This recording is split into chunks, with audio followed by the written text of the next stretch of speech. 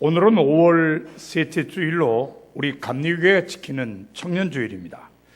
우리 감리교회는 지난 1999년에 매년 9월 넷째 주일을 청년주일로 지키기로 결의했습니다. 그리고 2000년부터 이것을 시행했습니다.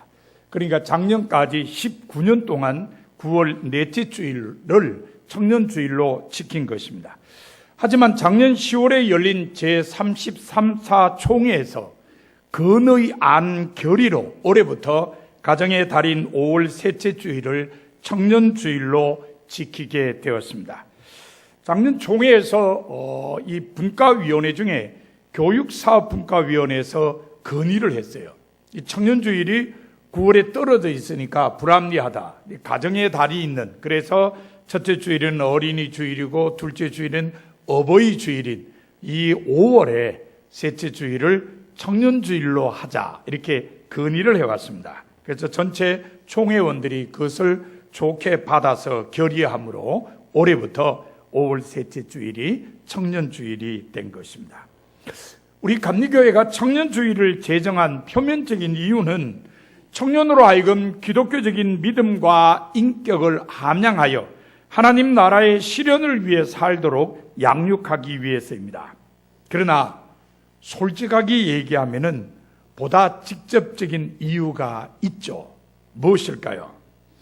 교회 안에 있는 청년들의 수가 점점 줄어드는 데서 오는 위기감 때문입니다. 이대로 방치했다가는 청년들이 교회 안에서 완전히 사라질 수도 있다는 위기감이 청년들에 대한 관심을 새롭게 갖도록 하는 청년주의를 제정하게 만든 것입니다. 청년들이 교회를 떠나고 있다는 것은 피하고 싶은 현상이지만 피할 수 없는 우리나라 교회의 현실입니다. 그렇다면 왜 청년들이 교회를 떠나고 있는 것일까요? 청년들이 교회를 떠나는 31가지 이유라는 책을 쓴 이상하 목사님, 이유가 많죠? 31가지가 된다고 하니까요.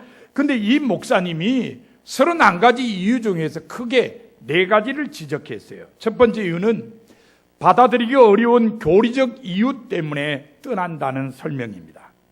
합리성을 특징으로 삼는 청년들이 이성적으로 납득이 가지 않는 기독교 교리에 회의를 품고 답답해하다가 종교 다원주의적 경향이 점점 거세지는 사회의 풍토에 휩싸여서 교회를 떠난다는 것입니다. 청년들이 교회를 떠나는 두 번째 이유는 교회 분위기에 적응하지 못해서라는 것입니다. 교회를 떠난 청년들 가운데는 교회는 융통성이 너무 없고 경직된 구조이기 때문에 숨쉬기조차 곤란해서 가기 싫다고 털어놓은 사람들이 있다는 것입니다.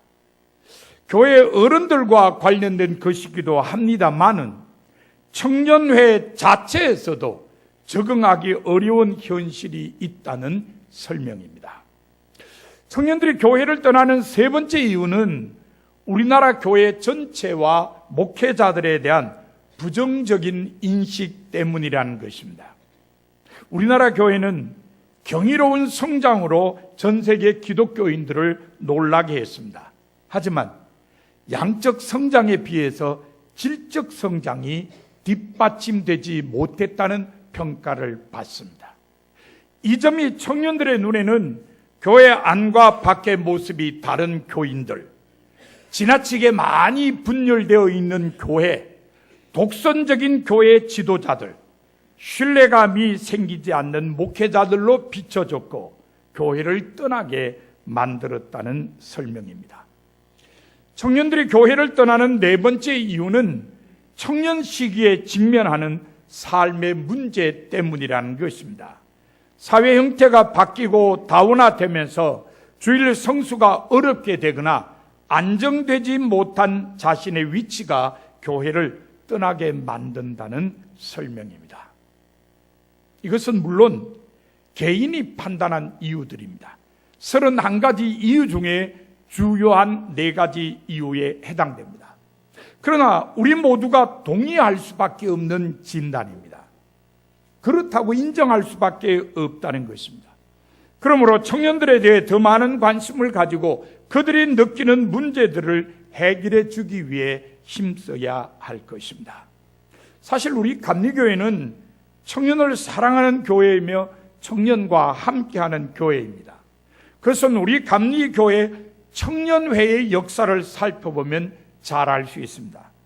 우리 감리교회 청년회는 1897년 5월 5일에 조직되었습니다. 굉장히 이런 시기에 청년회가 조직된 겁니다. 미 감리의 한국선교연회에서 웨슬리 목사님의 고향 이름을 따서 앱워 청년회라고 이름을 지었습니다. 우리나라 최초의 기독교 청년 조직이었습니다.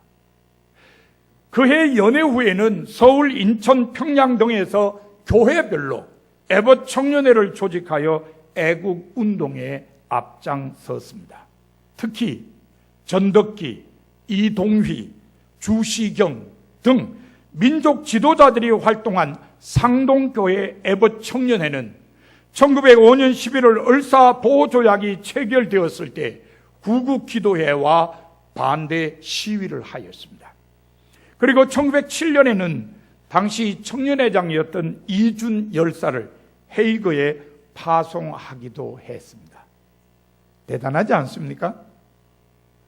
이러한 애국운동은 일제 탄압과 친일적인 감리교 교권 상정부와의 마찰로 앱워 청년회의 일시적 해체로 중단되기도 했습니다. 그러나 계속되는 탄압에도 불구하고 앱워 청년회는 3.1 운동에 적극 참여하여 민족의 의를 드높였습니다. 3.1 운동 이후 1920년대와 30년대에는 주로 전도와 문화사업에 힘을 쏟았습니다.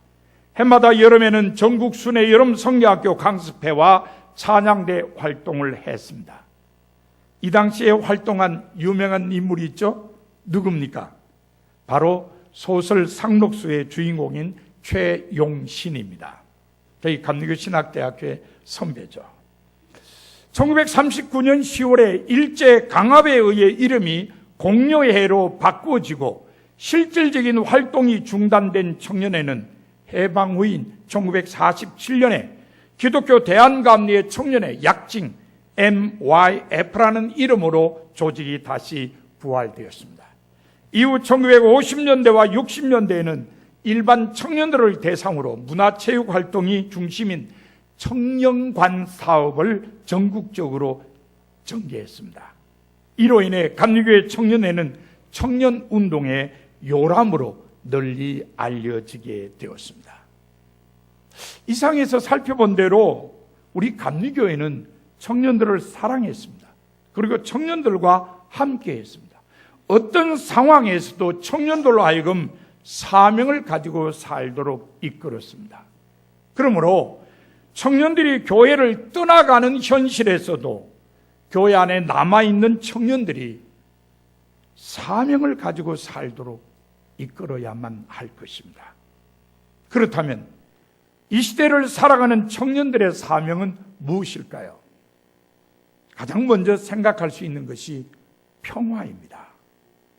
평화라는 말은 히브리어 샬롬을 번역한 단어입니다. 단순히 전쟁이 없는 상태라는 좁은 의미만을 가지고 있는 것이 아닙니다.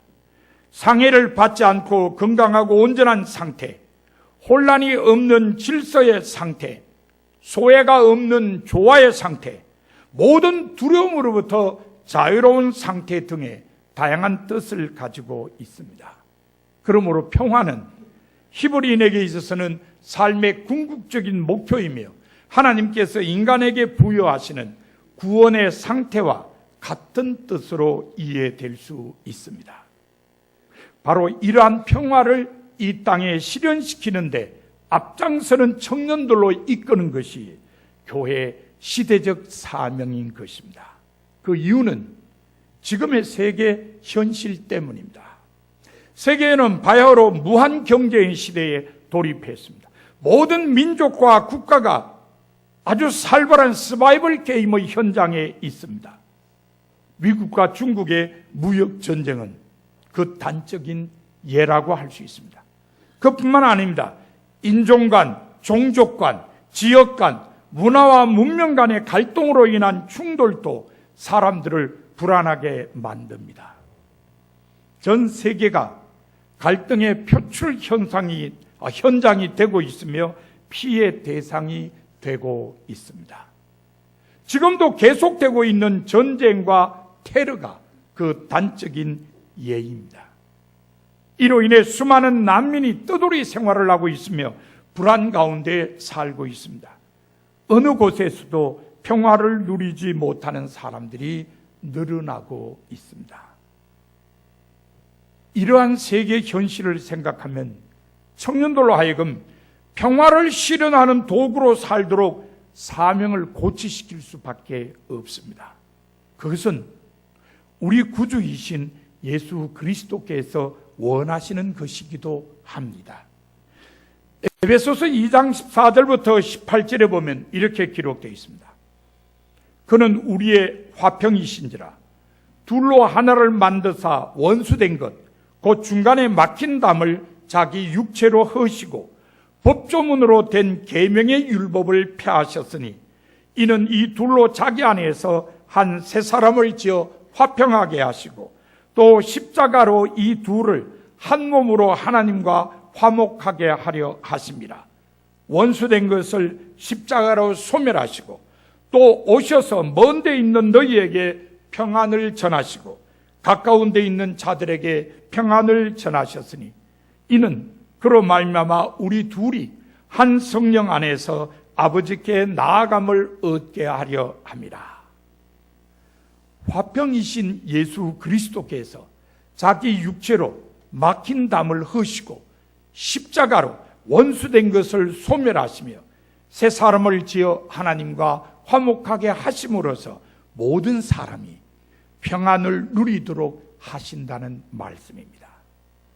그러므로 청년들로 하여금 평화의 가치를 인식하고 화평이신 예수 그리스도의 진정한 제자가 되도록 이끌 필요가 있는 것입니다.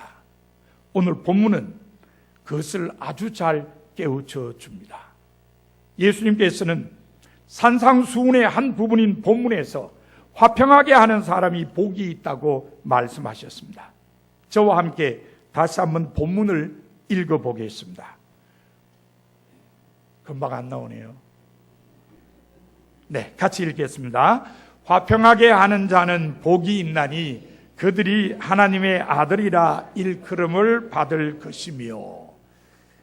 네, 앞에는 좀 다른 구절이 나왔네요. 화평하게 하는 사람에게는 하나님의 자녀라 일컬음을 받는 복이 임하게 된다는 말씀입니다.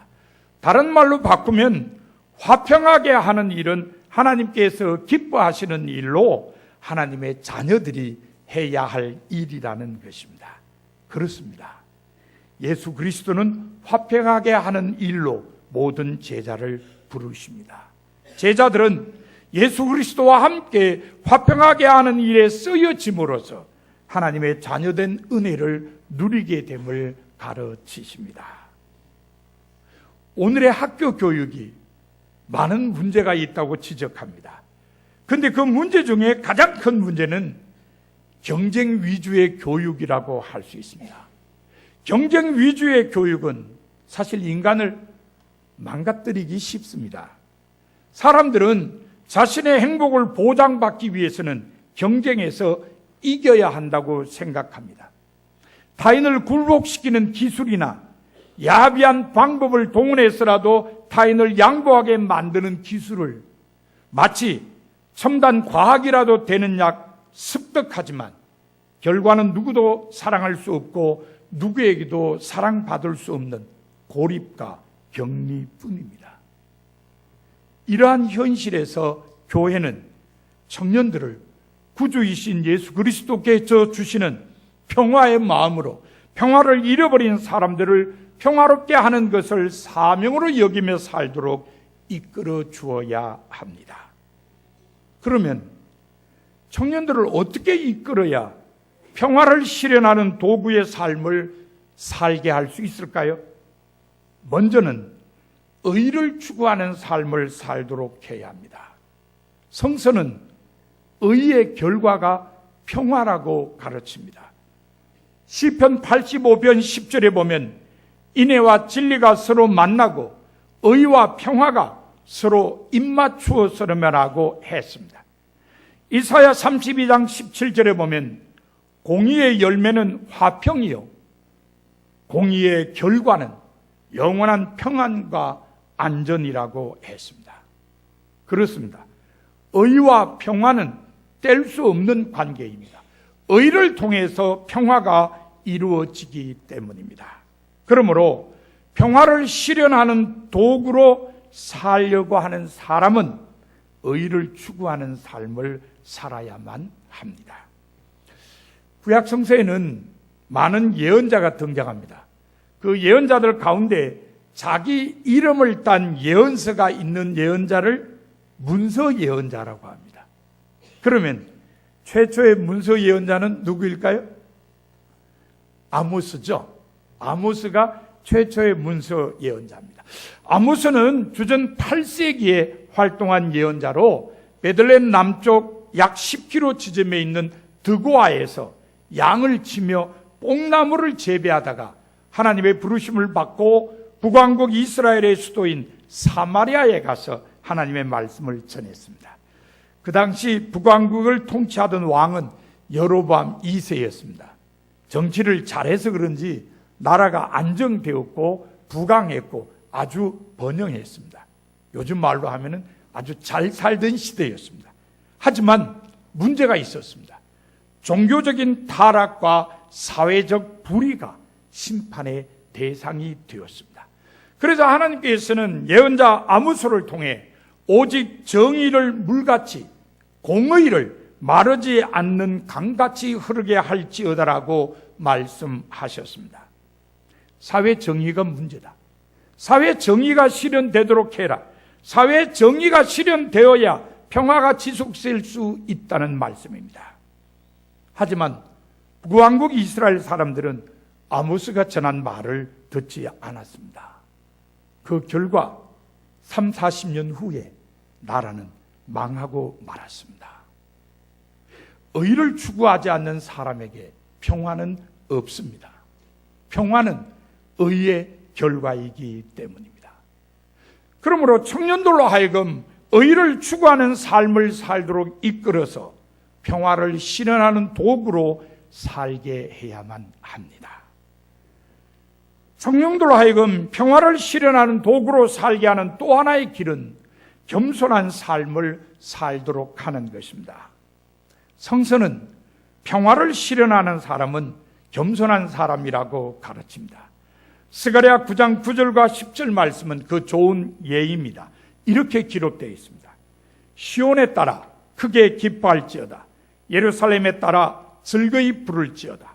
보라, 내 왕이 내게 임하시나니 그는 공의로우시며 구원을 베푸시며 겸손하여서 나귀를 타시나니 나귀의 작은 곳 곧 나귀 새끼니라. 내가 에브라임의 병거와 예루살렘의 말을 끊겠고 전쟁하는 활도 끊으리니 그가 이방 사람에게 화평을 전할 것이요 그의 통치는 바다에서 바다까지 이르고 유브라데 강에서 땅끝까지 이르리라.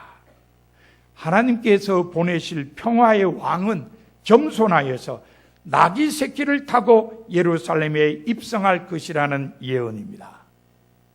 평화를 실현하는 사람은 겸손해야 함을 깨우쳐 주는 말씀입니다. 사사기 8장에 보면은 사사 기드온이 이스라엘을 괴롭히던 미디안의 군사를 물리치고 승리했을 때에 에브라임 사람들이 기드온에게 몰려와서 그에게 항의했습니다. 이렇게 말했습니다. 네가 미디안과 싸우러 갈 때에 우리를 부르지 아니하였으니 우리를 이같이 대접하면 어찌 됨이냐. 상당히 12조의 말이죠. 그죠? 왜 우리 안 불렀느냐? 왜 너 혼자 일 다 했느냐는 겁니다. 그때 기드온은 전쟁 마지막에 에브라임 사람들이 미디안의 두 우두머리 오렙과 서앱을 사로잡아 죽인 일을 지켜 세우며 이렇게 말했습니다. 내가 이번에 행한 일이 너희가 한 것에 비교되겠느냐? 에브라임의 끝물 포도가 아비에셀, 이 아비에셀은 기도원의 집안의 아버지입니다. 아비에셀의 만물보다 낫지 아니하냐? 하나님이 미디안의 방백 오렙과 서앱을 너희 손에 넘겨주셨으니 내가 한 일이 어찌 능히 너희가 한 것에 비교되겠느냐? 겸손히 자신을 낮추고 상대방의 한 일이 자기가 한 일과 비교되지 않을 정도로 위대하다는 칭찬의 말입니다. 이 말을 들은 에브라임 사람들의 노여움은 풀렸고 결국 함께 평화를 누렸습니다. 그런데 사사기 12장에 보면은 비슷한 이야기가 또 나옵니다.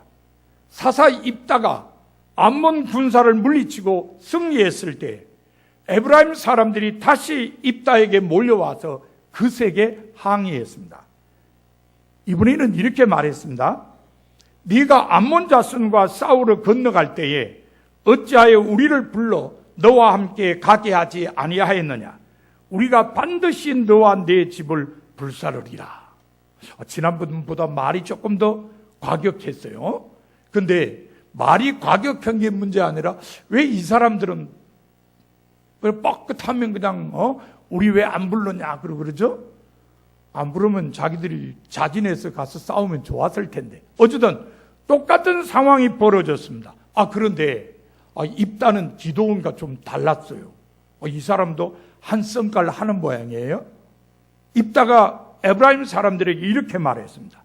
나와 내 백성이 암몬 자손과 크게 싸울 때에 내가 너희를 부르되 너희가 나를 그들의 손에서 구원하지 아니한 거로 나는 너희가 도와주지 아니하는 것을 보고 내 목숨을 돌보지 아니하고 건너가서 암몬 자손을 쳤더니 여호와께서 그들을 내 손에 넘겨주셨거늘 너희가 어찌하여 오늘 내게 올라와서 나와 더불어 싸우고자 하느냐? 내가 부를 때는 너희들이 오지 않더니 우리가 전쟁에 승리하고 나니까 와서 왜 안 부르냐고 큰 소리 쳐? 나와 있지는 않습니다만 이 나쁜 인간들아 뭐 이랬을 것 같아요. 한번 붙어볼래? 이런 분위기입니다. 진짜 이게 분위기로 끝난 게 아니라 양쪽이 서로 붙어볼래? 볼래? 하다가 진짜 붙었습니다. 싸움이 일어났어요. 그래서 입다를 추종하는 길르앗 사람들과 에브라임 사람들이 전쟁을 해서 에브라임 사람 4만 2천 명이 죽는 안타까운 일이 일어났습니다. 한 지도자는 겸손하게 자기를 낮추고 상대방을 높여줌으로 싸움을 없애고 평화를 누렸는데 한 지도자는 자기 성질대로 맞받아쳐서 전쟁을 하고 말았다는 겁니다. 결국 평화를 도모하는 사람들, 평화를 실현하는 사람들, 이 사람들은 모름지기 겸손해야 함을 깨우쳐주는 이야기입니다. 그러므로 청년들로 하여금 겸손한 삶을 살도록 이끌어서 평화를 실현하는 도구로 살게 해야 합니다. 사랑하는 성도 여러분, 여러분은 지금까지 교회 안의 청년들을 어떻게 이끄셨습니까? 오늘 청년주의를 맞은 여러분에게 하나님께서는 교회 안의 청년들을 평화를 실현하는 도구로 이끌라고 말씀하십니다. 그러기 위해 의를 추구하는 삶을 살도록 해야 하며 겸손한 삶을 살도록 해야 한다고 일러주십니다. 여러분 모두 교회 안의 청년들로 하여금 의를 추구하며 겸손한 삶을 살게 해서 평화를 실현하는 도구가 되도록 이끄는 성도가 다 되시기를 바랍니다. 이제 말씀을 마음에 새기고 결단하는 침묵 기도를 2, 3분간 드리도록 하겠습니다.